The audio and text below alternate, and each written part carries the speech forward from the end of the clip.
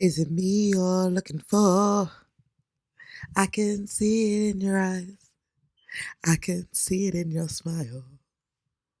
Hello, it is me, Sarah DM, singing you a song to tell them. Hello, everyone. Welcome back to another episode of DM Talks. I'm your host, Sarah DM, also known as DM.Seerah, and this is a podcast that aims to promote well-being, assist healing, and blah, blah, blah, blah. This is a podcast that aims to promote well-being and assist healing, whether that be physically, mentally, or spiritually. Ultimately, we just want to be seen in our entirety, and this podcast is to show listeners how multifaceted they are. We're all the center of our own universe, so why don't we do more to better our own existence? Hello, everyone. It is me. It is I. I have had, I'm back from a well-deserved and rested break. I have been out here. And when I say out here, I mean on these spiritual streets, learning everything, resting because I need it, and just trying to catch a fucking break, if I'm honest. Like, the last episode that I had, I think, was a DMC about my love series. And I really enjoyed the things that I'd learned. But then after that, it was like, oh, what have you learned? And is it being put into practice? And I think this is the thing with belief systems and practical, tangible, like creativity. It's like we can spend so much time creating and learning about our creation, but what are we doing with it? So I had to get back into my reflective stages and just see what was possible in silence. And I think I'm really grateful for it. Some dogs are barking, so apologies if you guys hear that. Workshops and trainings, and just be involved in spaces which can educate me on how to be better podcaster, presenter, educator, all of them good things there. And yeah, I really, really enjoyed it. But it's taught me a lot of things as well. Like, I've definitely advanced in my astrology knowledge, which has been great. I've really, really enjoyed using my birth chart to see how I can strategize. Strategize, is that a word? Strategize?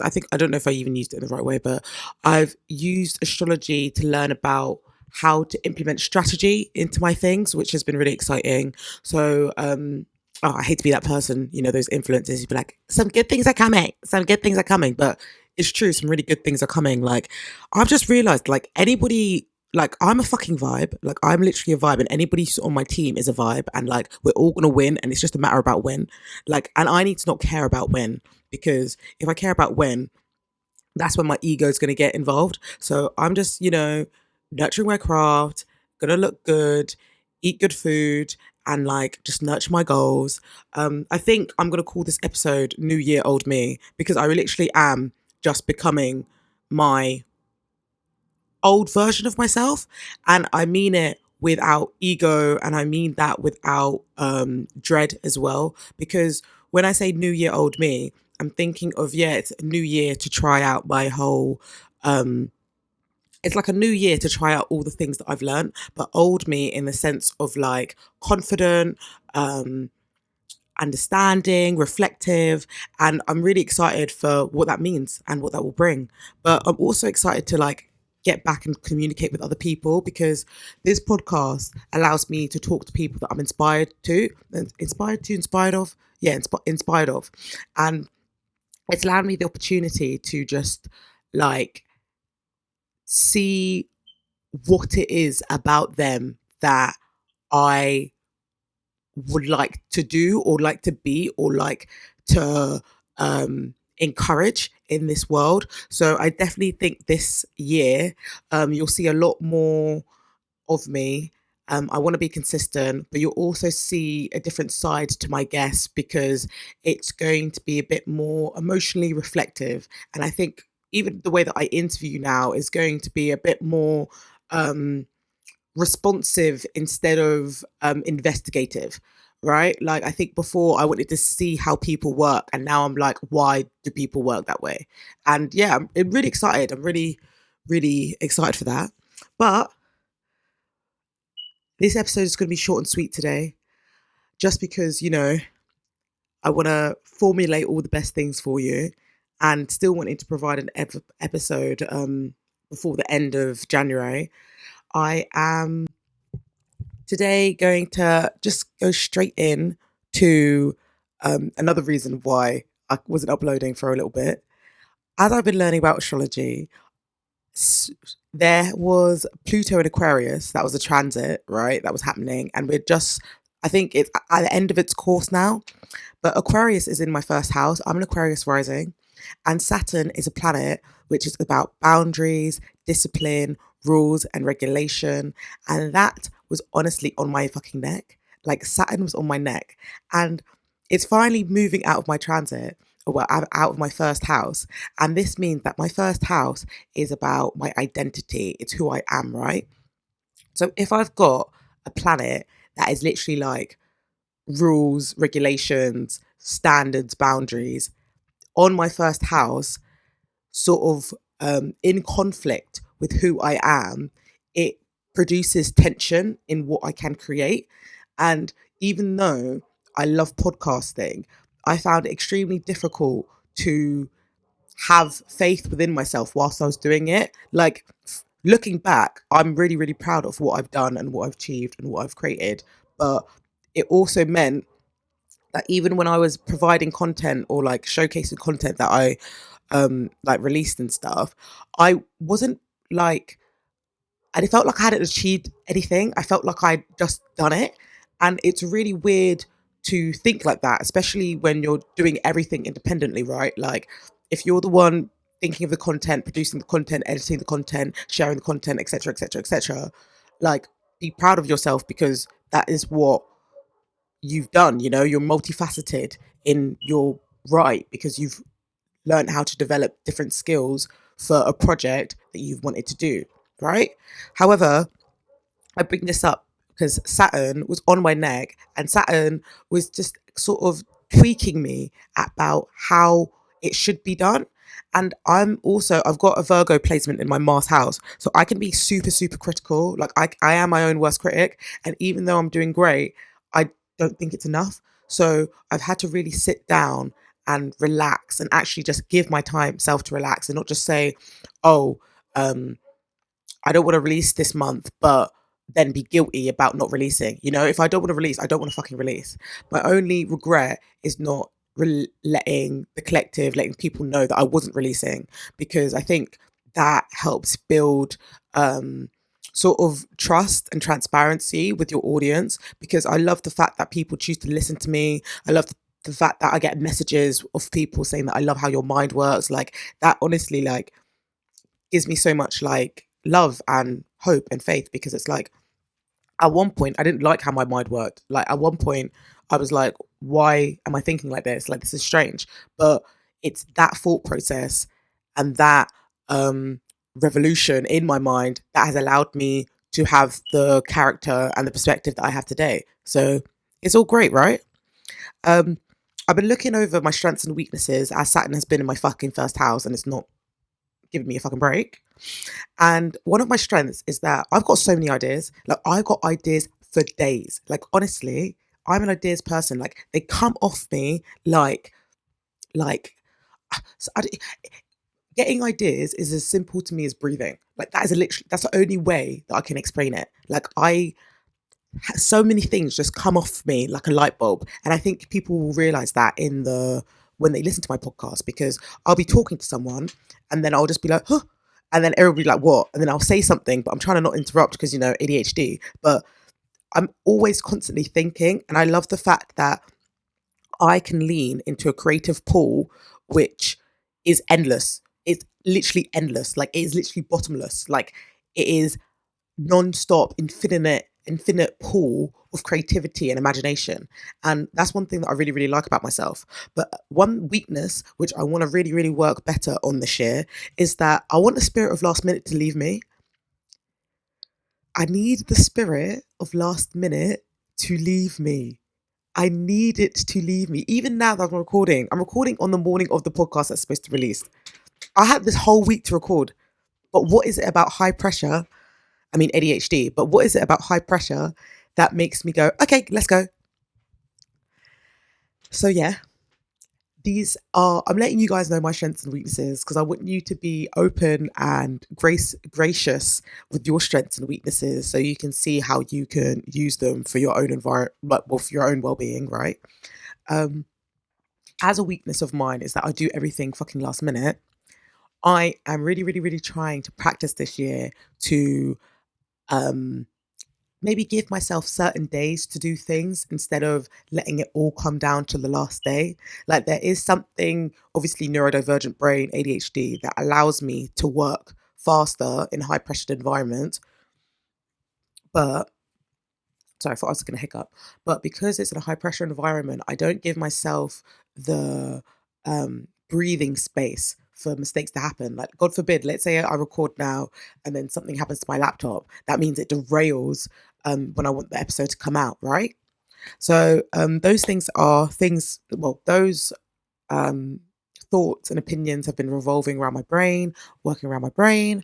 So I'm just trying to think how I can better move on with that. But as I'm being honest with you guys, I hope you can be honest with yourself and you can also learn about what strengths and weaknesses you have that can also, just help you get a bit more focus. If Saturn is the planet of rules, regulations, and all of that shit, how can we be more flexible with the routines? Like, what places or what buffers can we put in place? Like, when you do a risk assessment for an event or for work or whatever, what risk assessment can we do for our weaknesses and what can we do to amplify our strengths? I want to leave you guys with that golden nugget of truth. I'm looking right in the camera if you're looking at visuals. Okay, amazing. That's going to take us to our first segment. And the first segment is the divine. And the divine is where we shine light on a good thing. And my nomination this week is, well, no, I've got two. Do I have three? No, I've got two. First one is Mr.Beast. Mr.Beast, Mr. Beast, Mr. Beast. Wow. I'm late to the party, but I'm so happy to be here. Like, I'm so happy to be here. Like, I literally started watching this YouTuber, I think last year, just at the end of last year. Beta Squad, who are a YouTube group in Britain, a couple of their members were in Mr. Beast's video, and he's one of the biggest YouTubers in the world. Like, I think he's going to be the first billionaire from YouTube. And basically, he had a video where he got all these YouTubers and everybody put their hand on a private jet, and the last person to take their hand off the private jet won it, right? He does these crazy videos where he literally gives money to people, or he does philanthropy. I can't say that word, fucking hell. Philanthropy. Oh, fuck it, I don't know. Here I am. Anyway, he does these amazing videos. I think one of his most successful videos was him him recreating the Squid Games, and whoever, like, with contestants winning money at the end of it. And it's honestly like, watching him over the past like couple of months has been so fucking inspiring because he loves what he does, and he also like helps people reach out their dreams. And even just, he gives people so much more than just a YouTube ad or a YouTube like presence, right? So one of the reasons why I want to nominate him is because yesterday a video came out where he gave 1,000 people eyesight. And I know you're saying, like, what do you mean he gave 1,000 people eyesight? So 1,000 people who had visual impairments and blindness, he was able to contribute to their surgery for them to see. And that is just beautiful alone. But it doesn't just stop there. Outside of that, I think most of the I was about to say contestants, lol, but most of the patients, most of the patients were able to like get $1,000 afterwards. Some patients got 10 grand. Another patient who had been watching Mr. Beast for 10 years, who only wanted to drive, as he one of the reasons why he wanted to see was because he wanted to drive, and he lost his eye vision during a go-karting accident was gifted a fucking Tesla. Like, he was gifted a Tesla. Like, do you know how mad that is? Like, it literally is like such a community effort, giving people things that is accessible to you. And this isn't just, in America where people do not have health insurance like that. He was going around the world. I think he went to like, oh, I don't want to name the different countries, but I definitely recommend everyone watching the fucking video because it literally brought tears to my eyes. Like, it was so fucking beautiful.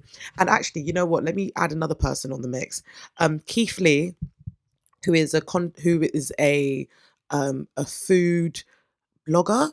Yeah, food blogger who does like critiques different types of food on TikTok and stuff, is also someone who I admire and who deserves a divine nomination because he is able to go to a restaurant, go to a pub, go to like all these different food places, give his TikTok followers recommendations and criticisms, or like a food critic about the food. And then after that, so many people will go and try the food out. And this is what I love to see. Like, this is definitely like Pluto and Aquarius energy, where like you've got all of these content creators using their audience, their insight, their opinions for good. Like, it's just so beautiful to see because I think community is the only way that we are going to move through the world. Like, the environment that we're in right now, it seems like everywhere we turn, some crazy shit is happening. And like, seeing the fact that these content creators are able to do good and provide love and provide care and provide stability and provide financial like security to all these different people who were so scared about not even making it to, the end of the year, whether it's that business or whether it's their life. It's just insane. So like, those two people I really, really want to nominate for the divine because they are literally doing the God's work. Like, they are helping so many people on this planet because they can. And I love that. Like, I feel like sometimes people are so selective with their kindness nowadays. So it's just really nice to see like honest and kind and transparent people that don't do it for personal gain. They just do it because they enjoy it and they just want to see other people win. So those are my two nominations for the divine. My spirit is so funny because earlier, if you saw the visuals, I went like that for three nominations when I was supposed to say two, but obviously I needed to say three because the first two was the Beast and Keith Lee. Now the third is going to be AIAI Studios, and that's spelled let me just make sure I got it up on my phone. So that's AIAI Studios. And on September last year, I went to a podcast production 2.0 training day that was upskilling Black LGBTQ people, women and non-binary in podcast production. And guys, I went to this workshop and this workshop was fucking amazing. Honestly, shout out to the shout out to the two individuals that run this organization. It was in partnership with Black Pride, and they were honestly like, it was one of the best workshops that I've ever been to. Like, I went there with my notepad, my earphones, and my laptop, and I got so much fucking information. One of the individuals was hosting. They had a they'd worked with Amazon, Google, BBC, like all these different audio systems because they create sound, and that's incredible enough because we get expertise. But they went through everything in podcasting from pre to post to yes, from pre to post production, and it was honestly one of the most insightful things ever because like, with me, I do this all by myself. And then when they showed me what it takes to run a fucking podcast, I was like, wow, I'm doing all this by myself. Are you serious? And they were like, Sarah, like, we normally have teams of 20 doing this. So the fact that you've done this all by yourself for 2 years, like, give yourself some credit, like, give yourself a break. And it really was like such a awakening experience for me because I was able to see that I'm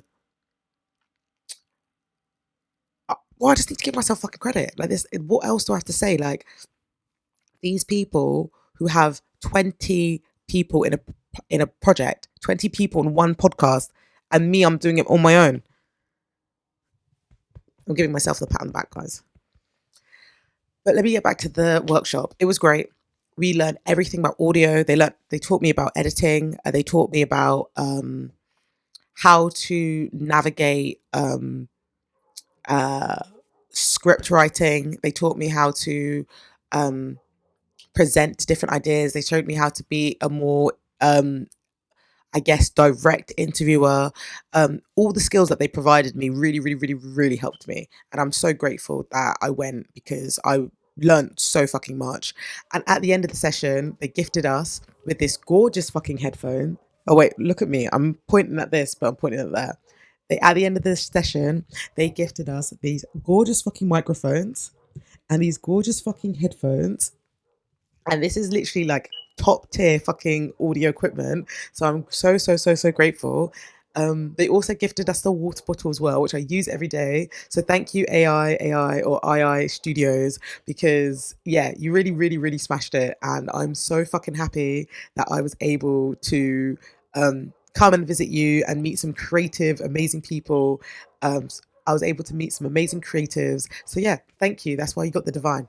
So that takes us to our next segment, and that is Decoding the Messes, where we unpack mess that we see online and offline.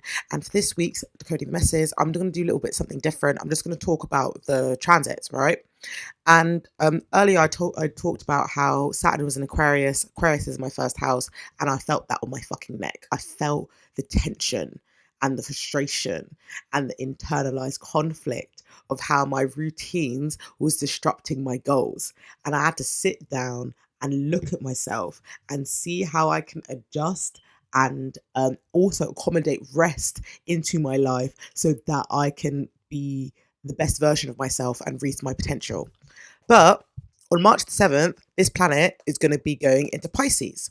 And I just thought I'd read up a little bit, share a little bit about Pisces with you from the pandoraastrology.com website, so you guys will understand more about this transit. So if Saturn is about rules, rules, regulations, boundaries, structure, and that might be commonly the known ruler of Capricorns and Aquarius, this is a very like idealistic and social structure understanding. I hope that helps you get Saturn a bit more. But if not, I'm sure I'll talk about it again. So here we are.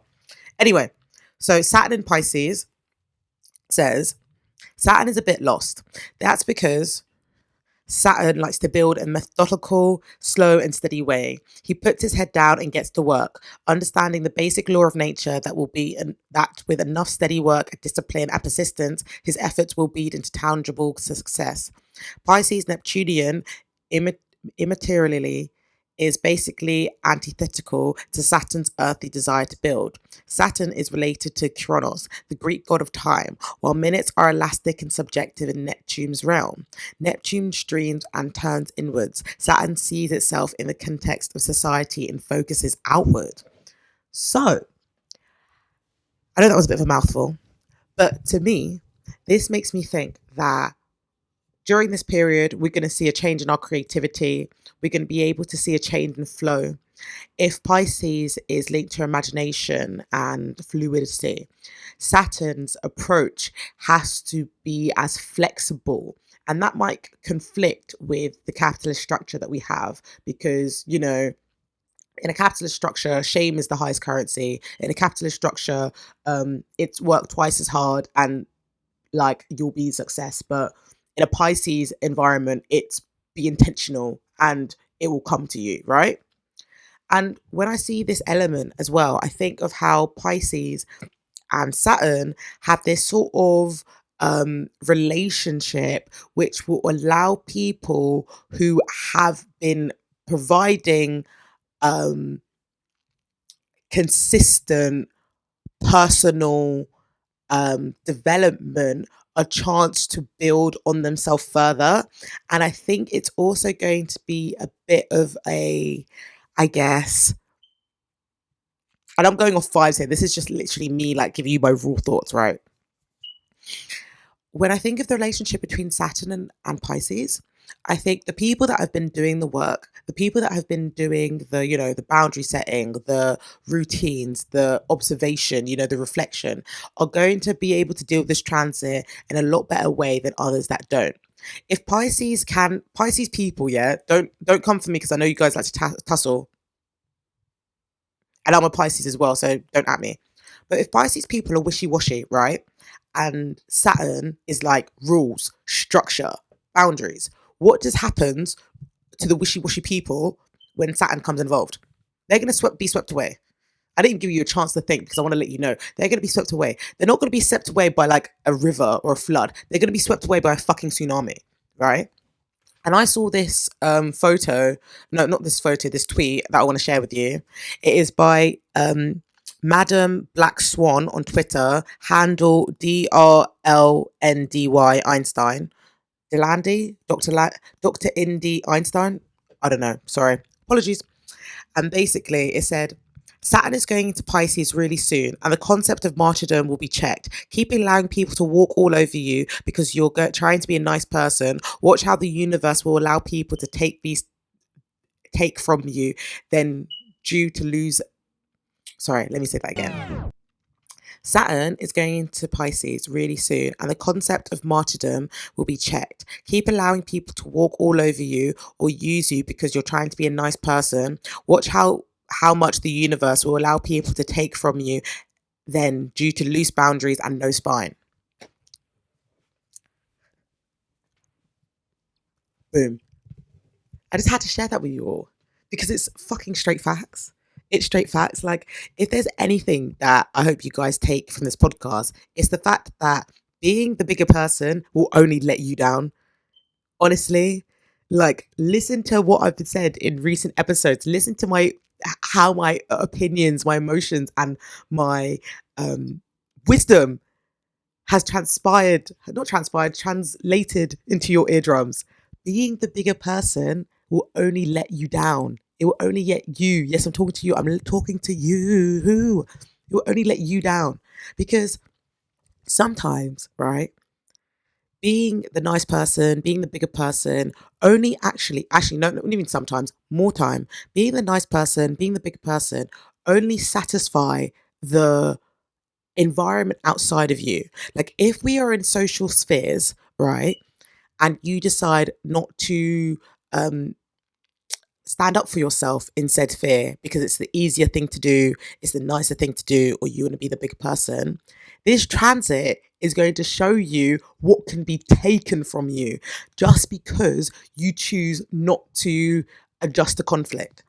And I'm not saying, like, choose violence all the time. Like, I'm not saying that. Please don't, like, do that because I'll deny it. But all I'm saying is that there needs to be a part of you that loves yourself enough to defend your worth. And defending your worth is standing up for what you believe in. And for me personally, integrity is the highest form of currency. And like, okay, let's say, for example, I had to flog someone recently. And they are a mental health nurse, right? And they went to my uni and they just ignored so much racist shit, right? As in racist shit that was directed to me because them, it made their life easier. Let's just say that, right? And I had to flog them, not because I wanted them to feel bad, but I had to flog them because if they're going to be a mental health nurse, that means that black and brown people at some point might be in contact with them. And I pray on every single black and brown person who ever come into contact with them in their life. Because if they come into contact with them and they still haven't changed from our experience together, then these black and brown people are fucked.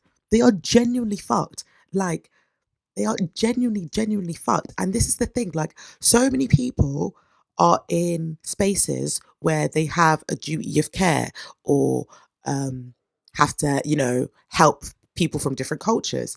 But they are so prideful and they have so much bias that they can't leave in the door, and they still want to be quote unquote a good person, that their complacency kills. Their complicit nature kills, whether it's their physical body, whether it is their mental health. And even when I was flocking this girl, like, I apologized to this girl because at the end of the day, she's just out here. I haven't seen this bitch in 5 years, innit? And I'm like, and you did this, and you did this, and you did this, and you did this. So I apologized for like unearthing um things that were a while ago, because in my head it's like, I'm not the same person since last month. Shit, I ain't the same person since fucking pre-COVID. Do you know what I mean? So if I'm saying things that are from a long time ago, let me also take accountability from said time. But equally, if you cannot take accountability and not stand up for your worth, I promise you, it will be taken from you. The same way that the same doubt that you use to pull the wool over your eyes to think, oh, it's going to be fine, don't worry about it, everything works its way out, is going to be the same doubt that manipulates you into losing everything. Mark my fucking words. Mark my fucking words. I've seen it. I've fucking seen it. Like, this spiritual shit ain't for the weak. Like, I know that I talk to a lot of my friends about like spirituality and stuff, but like, or like loved ones, this podcast, etc. But to some people, this is a topic that will help their livelihood, in a sense of, oh, it'll make them feel good, or it'll help them like start, or it'll help them know when to do things. For me, this is my fucking life. This is life. This is life for me. And I have learned so much over the past 7 fucking years that even though I speak with such conviction, I'm not speaking from a place where I'm trying to convince anybody of shit. But I want to let y'all know. I want to let the people who are listening to this know that they need to stand up for themselves in a way that they protect their heart and protect their worth. Because if you don't, that same doubt that you used to be nice when actually inside you're fucking raging is the same doubt that is going to take everything away from you. So that is my little 2 pence on Saturn and Pisces. Fix up. Stay ready so you have to be ready. And I'm not saying like, go cuss out every person that disrespected you. But this could even look like going to therapy and being honest with your therapist. This could be like being really, really honest with yourself and seeing how when you did lie to yourself, what were you protecting yourself from? Like, don't go into this with judgment, because it will only derail the process. But that's why I thought I'd share my little opinions on Saturn and Pisces. Like, I'm sure I'm going to keep on talking about shit like this, because my dream space has been fucking crazy. Like, I've got 4 placements in Pisces. Like, for the past 3 years, I have been aggressively told and shown where and why I need to fix up and who I need to fix up. Guys, do you know how many times how many times my spirit team snitched on people? All the fucking time. They snitch on people all the time. It's exhausting, but that's another story for another fucking day. I don't want to get into that. I also want to talk about another transit that is my transit. And I say that it's my transit because that's where my sign is exalted. We are just experiencing a Venus in Pisces. So Venus in Pisces, the planet of love, romance, sensuality, comfort, pleasure, softness, all those good things, is now in Pisces. And Pisces, we know it's dreamy, it's imaginative, it's soft, it's gentle, it's romantic. Like, that transit happened. I mean, I think it just went into Pisces like 2 days ago, and it goes on February the 15th, which is quite ironic because obviously Valentine's Day is the February the 14th. And I really, really, really like this for us because it's basically encouraging us to be obsessed with ourselves. Coming for a Leo moon, that's fucking hilarious. But like, we are being encouraged to be obsessed with ourselves in a way that is reassuring, comforting, loving, and soothing. And I just want everyone to get into that bag. Like, I started knitting on actually, you know what, fuck it, let me go and show it to you. I'll be right back. I just wanted to show you guys how fucking sweet this is. So when Venus went into Pisces, I started knitting again, and look how much I've done. I was supposed to make a headband, but now I feel like the stitches are too many, so I might just make like a snood or something. I'm not too sure. I'll have a think about it. But yeah, this is a time where we need to plunge into our creative hobbies, things that we used to love. And I think it's going to be easier to move into creating things with this transit, but also when Saturn goes into Pisces, because that fluidity won't be sort of so overpowered by the social ideas and the rules of Aquarius.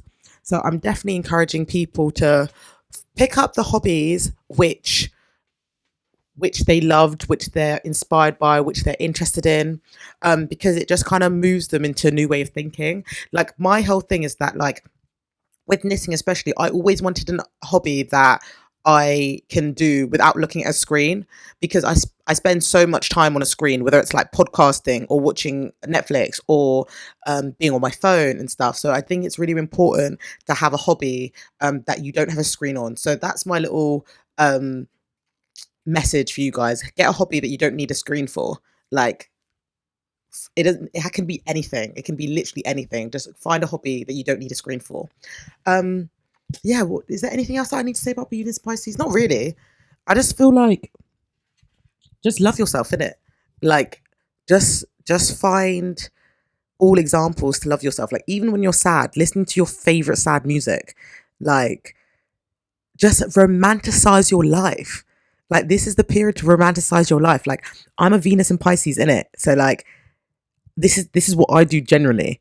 And when I can't do this, I'm deflated. But even with these transits and Saturn being Aquarius in my first house, I've completely restructured what my depression looks like. Like, it sounds so weird, but people with Venus and Pisces will get it. Like, my depression pits are fucking gorgeous. Like, I've got mood lamps, I've got lights, I've got flowers. Like, even when I'm sad, I'm thriving. So that is just a little advice from a Venus and Pisces whilst you guys all go through this transit. Be dreamy, be soft, be sensual. Tell the person that you fancy them. What else? I'm trying to think. Buy yourself some flowers. I bought myself some gorgeous flowers yesterday. Even get a plant. Get a plant for yourself. Why fucking not? Why fucking not? Go watch your film. Take yourself out on a date. That's my message from Venus and Pisces. Yeah. So yeah, this wasn't really decoding the message. It was more just like sharing some messages, but I hope you enjoyed. That means it takes us to our next segment, which is Tarot Talks. And this is when I give you a tarot reading for everyone. So now I'm taking you to the next segment, which is Tarot Talks. And that's when I give a tarot message for all you guys. So I would like you to breathe in and breathe out and reflect with me as I ask Spirit, the universe, and higher power, what should we expect for 2023? So yeah, breathe in and out with me, guys. Spirit, higher power, universe, what are some things that we can expect in 20? Ooh, what are some things that we can expect in 2023?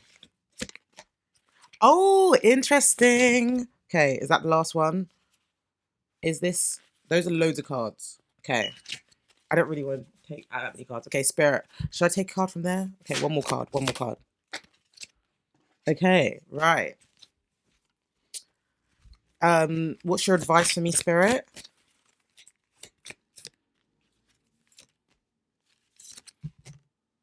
Okay.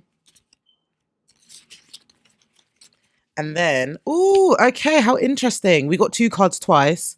And then what are the affirmations? Ah,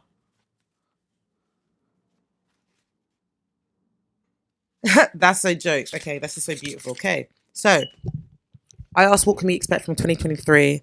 The first card I got was the Six of Wands. And this card is literally how like spirit sees me, spirit sees you, spirit sees everyone. It's we're just so proud of you. It's V for victory. You see those earrings. She's on a white horse and she's got some wands behind her as basically a people follow her to her next destination. And when I see this card, I think of like the affirming support of the universe, the affirming support of your friends, the affirming support of your family. When you get something, it's public recognition, it is desire, it is willingness to be seen, because sometimes we might want things, but then when we get them, we don't think we're good enough. And this Six of Wands is like, nah, I know I'm good enough, baby. I know I'm good enough. I'm going to my victory with pride, with chest, you know? And I really like this card because it kind of reminds me that you are your own dream, like you are your own destiny, you are your own vision, and it's just having the faith that others will catch on and seeing it. So it's like you guys have also done the work to believe in yourself, and now other people recognizing that. And it's not saying that you need the external validation, but it's like, oh, it's nice to see the mirroring of the love that you have for yourself be reflected back to you. The next two cards I got were the Knight of Wands and the Knight of Swords. And these two cards are like actors, right? They're called court cards. And court cards are basically characters in which you either have them or you need them, right? And it just means that they might be you, they might be someone in your life, or it's a character that you need to be. And the Knight of Wands is in the fire element, whereas the Knight of Swords is in the air element. And both are active elements, so that means that they require action, in contrast to like water and earth, which is very receptive, like deep, feminine, quote unquote. Even though anybody can be feminine, anybody can have feminine energy. So these are very active cards. It talks about going for what you want. It talks about being forward facing, but the different experiences of that is that the Knight of Wands is going to use their spiritual discernment to plan. I was about to say plan their attack. So maybe someone has to, someone listening to this might have to fight. Or maybe that's just me like projecting. But the Knight of Wands is the Knight of Wands and the Knight of Swords are two different ways that you can go about getting something. The Knight of Wands is the fiery element, and this is the pursuit. If we look at Wands, it is passion, motivation, fueling your inner fire, but also it's a spiritual conversation that you have within yourself and with your higher power that can help you navigate these streets. I love this imagery because you see this barren wasteland, and this is an opportunity for you to create, but it also means that because there is sort of nothing there, you just rely on your own self to decide where to go. It's like relying on your own inner GPS, your intuition, your spiritual discernment to move through environments. And I think sometimes we need to be wary of illusions, especially as Saturn moves into Pisces, because things might not be as quite as what they seem. But with the Knight of Wands, you're going to be protected from the manipulation of confusion, because you are able to see yourself as an individual that is cautious and protective of their inner flame, instead of just going to something because it looks good, And this approach to business is great because you have a discernment that is spiritually led by your own accord. This approach is great if you need to get shit done, right? Both of them are very active elements. Fire and air, wands and swords are both actions that you need to move. But the only thing is with the Knight of Wands, sometimes it's hasty. Sometimes it's like, look at this individual. They're going faster than the speed of light. Like the wind and the clouds are skewed because of how fast they're going. And it shows that we can be irrational in these cases. So be not manageable, but be mindful of how your own conflict or your own opinions might skewer your environment. I think now that I look at these two cards together, it's giving us the opinion of like being spiritually led, of being or going through logic, because sometimes our rationale can be the thing that saves us from getting hurt in a way that hurts our feelings, hurts our spirit, hurts our heart. But the difference between the wands and the swords is that the wands believes in a complex spiritual pool of information, but the swords might just go off on absolutes. And like if you see, both of them are carrying something in their hand. The wand has a staff of like a massive wand, and then the sword has a massive sword that is greater than the picture. So maybe the sword is bigger. It's the sword can help in two ways. The sword means that your confidence is bigger than your reality, and therefore you are unstoppable in your pursuit of what you'd like. However, that is also a double-edged sword, because if you are only thinking in absolutes, then you might ignore some information that could strengthen your position. And that's why the Knight of Wands comes up, because there's a motivation and an inner GPS that allows them to discern what is theirs from what is others. And that is going to be very, very, very helpful when you navigate these streets of 2023, especially with all these emotional transits. Moving on to the Manga Tarot. Oh, I don't even think I said that card actually. These cards are from the Modern Witch Tarot, by the way. They're gorgeous, great for beginner cards. The next card I got was the Ace of Cups and the Ace of Swords. No, the Prince of Swords. And these are from the Manga Tarot. The Ace of Cups, I love this card because it talks about your potential. It talks about love. It talks about your belief systems. It talks about your imagination. This card could be inviting you to decorate your own cup, and it could also invite you to change your container of said cup. Like the needs that you had when you were 25 aren't the needs that you're going to have when you're 30. So it's sort of examining what you need from yourself, what you need from others, and how you can best go about in deserving that and getting that, you know, because we all deserve to be loved. We all deserve to be met. And we all deserve to be seen. And I think this cup is a very good way of showing how your heart and your feelings and your belief systems are of value, but also it is your container and it's your decision and your responsibility to communicate said container, because it's like you want to be loved, but are you telling people how you want to be loved? And I think that's why the Prince of Swords came out. Like the Prince of Swords, like lives by experience. Like they've got so much potential. Ooh, the lighting. Let me move this lighting a little bit actually, because no one can see these fucking cards. So the Prince of Swords, you can see they're kneeling down. So they're ready. They've got a stance which allows them to be comfortable and content and reflective. Like when I see this card, I think of the thinking man. Jokes, listen to my brother's mixtape. He's got a tape called Deep Thinker and someone looks like this. Anyway, the Prince of Swords allows this soldier, this samurai, to reflect on their decisions before they make them. They also learn by experience. So like one thing that I've been doing to sort of like test myself, I guess, is like just seeing conversations as practice. Like seeing like nothing needs to get to 0 to 100 for you to communicate said thing.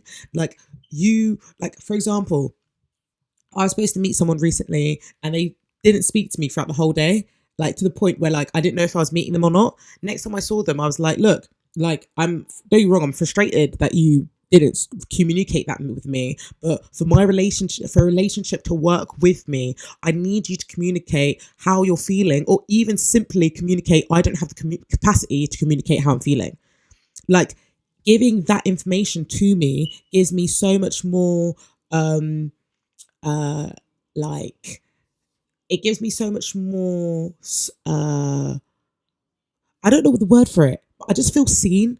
I feel seen. I feel responded to. I feel acknowledged. I don't feel like I've been blindsided, like I've been left in the dark when no one's spoken to me after we had plans. And it could be something like that, or it could be other things. Like find yourself and find conversations as opportunities of practice to communicate your beliefs. I also love this because at the bottom of the deck, we've got the Six of Wands. So Spirit is proud of you all the time. Like, look at this depiction and compared to this depiction. Like, this is like the social support that we feel from God. But then in this card, it talks about the armor that we have and the courage to keep on going, and how like we are our own prize, we are our own wins, but sometimes throughout life we might get derailed about what that looks like because we're so happy looking, or we're so comfortable looking outside than inside. So that is a message about self-worth and self-responsibility, and just going where you are appreciated, but also knowing that you should communicate from that internally if you want it externally. The affirmations that come from A Dickhead in Recovery affirmation deck by Kelechi Okafor is: I choose myself this time. I accept the invitation from Spirit to observe the most raggedy circumstances and find the beauty in it. I think those two cards really just finish and summarize the tarot reading, because Spirit loves you, God loves you, and you love yourself. Like, I don't need to tell you you love yourself, because I know you love yourself. Like, this is Venus and Pisces. Like, you're going to be gentle with yourself regardless if you want to or not.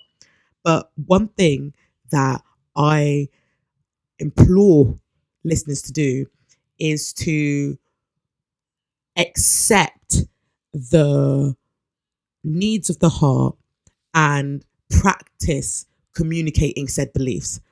Like that example I just told you about a friend not communicating with me. That was like, I still want that friend in my life, but how can I talk to them and express that what they did, I didn't like, but also what I expect from now on can strengthen our relationship. You know, it can make it stronger. So that's the tarot reading. I really, really enjoyed that. I think it was short and sweet and swift.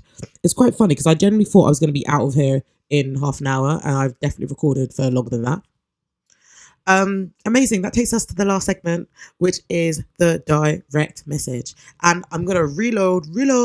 Oh my God. Do you know what I need to do? I need to fucking get a and add it to my fucking podcast, to the sound wheel, because I fucking love that sound. But also, why don't I not have it on my podcast? I need to do that. Anyway, long story short, the direct message, where we leave listeners the take-home message, is one that I'm going to remix again, one that I'm going to wheel up again. But whatever you do, wherever you are, it is going to take faith and grace. Faith in yourself, grace in your heart. So be gentle with yourself. Restore your beliefs by being gentle to yourself. Like, at the end of the day, you got, like, if you're listening to this podcast right now, you got here. You literally got here. So be gentle, be nice. You deserve it.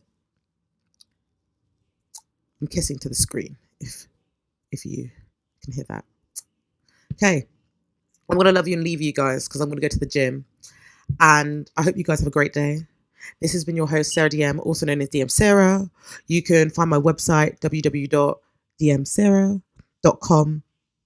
I've got my podcast, my YouTube, my just different ways of you can contacting me on there. You can find my podcast, you can find my wellness resources, and if you want to book a tarot reading, you can also find it there. I've been posting loads of tarot education points called Tarot Talks with DM.Seerah on TikTok. So if you haven't followed me on TikTok already, I definitely recommend you do that, because I'm going to try and post one every day for the foreseeable future. So yeah, we're trying for consistency this year. So pray for me and I'll pray for you. But without further ado, lots of love. Bye, guys.